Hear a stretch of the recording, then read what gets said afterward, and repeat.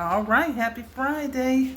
I'll make a little hello video, nothing fancy. I'm just cooking. Today's Friday, so it's fish fries. So let me show you what I'm making. Here we go. I'm gonna just heat my oil up. I actually have olive oil in here, and I'm gonna wait till I get nice and hot. Now over here, all right, this is batter I made for, this is catfish fillets, and how I made the batters, real simple, nothing fancy this time around. I'm a little lazy, so this is what I made my batter out of. 1 teaspoon of mustard, just 1 teaspoon.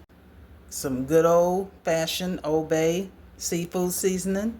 Little garlic powder, of course. Little smoked paprika, of course. And I only use a pinch of salt because we have enough seasoning going on, and that's pretty much it. Oops, sorry, cornmeal, of course. Gotta have cornmeal. So that's it. No egg wash batter or anything like that. So let's go ahead and get this in. All right, here we go. Okay. I've got my rice here I'm gonna heat up to go with my catfish, along with some fresh avocado. And that's gonna be my dinner, y'all.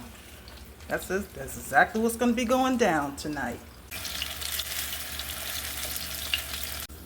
Oh, by the way, I made this, let me see if you can see it, this homemade green juice. Okay, so it's got apple, no, I'm sorry, green apple, celery, spinach, lemon. What else? I didn't have any ginger. Oh, sorry, I can't really see. I didn't have any ginger, so it's okay. Not the best tasting, only because the apples I used were very tart apples.